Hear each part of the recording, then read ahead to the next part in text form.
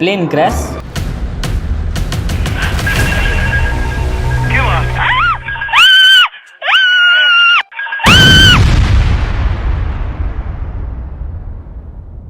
और एक ही झटके में 18 लोगों की मौत।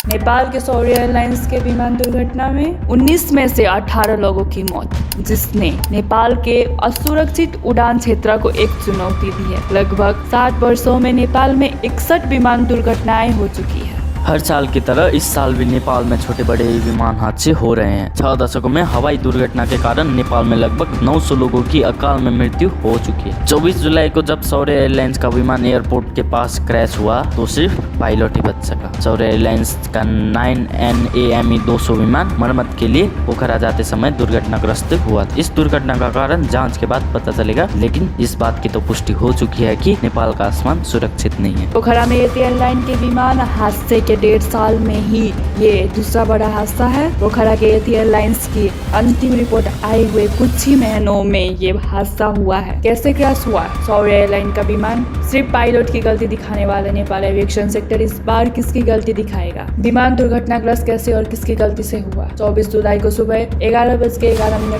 त्रिभुवन अंतर्राष्ट्रीय हवाई अड्डे के रनवे पर सौर्य एयरलाइंस नाम का एक विमान उड़ान भरने के लिए तैयार किया जा रहा था। शुरुआती जानकारी के मुताबिक विमान मेंटेनेंस के लिए पोखरा के लिए उड़ान भरने वाला था, इसलिए इस विमान में सौर्य एयरलाइंस के सभी कर्मचारी सवार थे। सौर्य एयरलाइंस के 18 कर्मचारी और एक बच्चे समेत 19 लोग सवार थे। सौर्य एयरलाइंस का ये 9NAME 200 जहाज 21 साल पहले कनाडा में बनाया गया था। सौर्य एयरलाइंस के प्लेन दुर्घटना में केवल कैप्टन मनीष साख्या ही बच पाए। विमान उड़ान भरने के कुछ ही सेकंड के भीतर विमान दाएं ओर मुड़ गया और रनवे के पूर्व की ओर पेप्सिको लेक के पास दुर्घटनाग्रस्त हो गया। हवाई अड्डे पर विमान दाहिनी ओर फिसल गया और एक बड़े कंटेनर के साथ टकरा गया और 100 मीटर से भी ज्यादा नीचे जाने के बाद विस्फोट हो गया। उड़ते समय विमान की गति सामान्य भाषा में बोले तो 300 किलोमीटर प्रति घंटा से भी अधिक होती है। उड़ते समय विमान की गति सामान्य भाषा में 300 किलोमीटर पर आवर से भी अधिक होती है। जब इतनी स्पीड में प्लेन का इंजन क्रैश होता है तब कितना बड़ा ब्लास्ट होता है, वो तो सौर्य एयरलाइंस के विमान दुर्घटना से ही पता चल ही गया है। विमान में इतना ऑयल होता है कि विमान एक भयानक विस्फोट का रूप ले सकता है, और वही हुआ सौर्य एयरलाइंस के साथ। आमतौर पर ऐसे विमान विस्फोट होने पर विमान टुकड़ों में टूट जाता है, इसलिए यात्रियों की बचने की संभावना बहुत कम होती है। पर आश्चर्य की बात यह है कि सौर्य एयरलाइंस का विमान का कप्तान मनीष साख्या इतनी बड़ी दुर्घटना में जीवित बच पाए। मनीष साख्या इतने बड़े दुर्घटना में जीवित कैसे बच पाए? कई विशेषज्ञों ने विश्लेषण किया है कि भगवान ने उसका हाथ थाम लिया था। जब कॉकपिट में टक्कर होती है, शिकार में फंसने के कारण पायलट के बचने की संभावना और भी कम हो जाती है। लेकिन सौर्य की इस विमान हादसे में कैप्टन मनी बच निकलने में कामयाब रहे हैं। जब जहाज दक्षिण की ओर जा रहा था तो वह कंटेनर से टकरा गया, इसलिए दोनों पायलट कंटेनर में गिर गए। कैप्टन मनीष साख्या को भी कंटेनर के अंदर से बचाया गया था। मनीष साख्या का कहना है कि विमान हवाई अड्डे के रनवे से उड़कर अपने नियंत्रण से 50 से 100 फीट ऊपर चला गया था। तो दुर्घटना का कारण जानने में कुछ समय लग सकता है। विमान का ब्लैक बॉक्स मिल गया है और अब जांच आयोग प्रारंभिक रिपोर्ट बनाएंगे और दुर्घटना का कारण पता लगाएंगे। ऐसे ही पोखरा के यति एयरलाइंस दुर्घटना की मुख्य वजह भी पायलट की गलती बताई गई थी, लेकिन बाद में यति एयरलाइन के विमान के ब्लैक बॉक्स से एक ऑडियो बाहर आया और पता चला कि वो पायलट की गलती ना होगी, प्लेन में समस्या। इस दुर्घटना में भी पायलट की गलती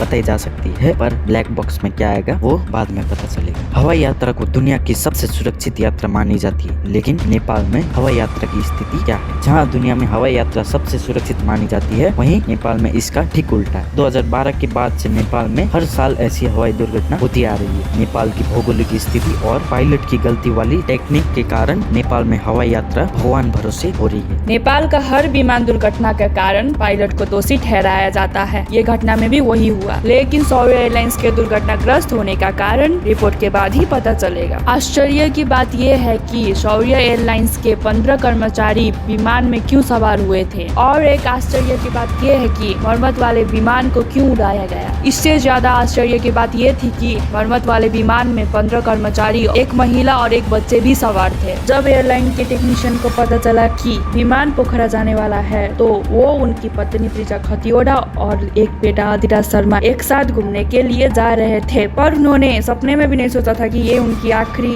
उड़ान होगी। विमान में pilot, aeronautical engineer, management team और टेक्नीशियन थे। इंजन में खराबी होने के कारण विमान 2-3 दिनों तक हैंगर में था। सौर एयरलाइंस का रेगुलर मेंटेनेंस पोखरा के हैंगर में किया जाता था, इसलिए विमान को मेंटेनेंस के लिए पोखरा ले जाना था। अब ये रेगुलर मेंटेनेंस, जिसे सी चेक भी कहा जाता है, वो था या अन्य कोई चीजों की मरम्मत, ये तो जांच रिपोर्ट के बाद ही पता चलेगा, क्योंकि सौर एयरलाइंस ने भी अभी तक आधिकारिक तौर पर कोई नोटिस जारी नहीं किया है। 15 टेक्नीशियन और 2 यात्री मेंटेनेंस के लिए पोखरा जा रहे थे। एक ही विमान में 17 लोगों को ले जाने का फैसला निश्चित तौर पर सौर एयरलाइंस का ही है। मेंटेनेंस के लिए जाते समय विमान की हालत जांच की गई थी और विमान को उड़ाने की अनुमति खुद सौर एयरलाइंस ने दी। किसी भी एयरलाइंस को अपने कर्मचारियों को ले जाने के लिए अन्य एयरलाइंस का उपयोग करने से नुकसान होता है। विमान में खराबी है जानने के बावजूद भी सौर एयरलाइंस ने जोखिम लेने का फैसला किया और सौर एयरलाइंस ने अपने कर्मचारियों को अपने ही विमान में भेजा। और नेपाल में इस मामले को नियमबद्ध करने के लिए कोई ठोस संस्था भी नहीं है। विमान दुर्घटनाग्रस्त होने के बाद बचाव में क्यों देरी हुई?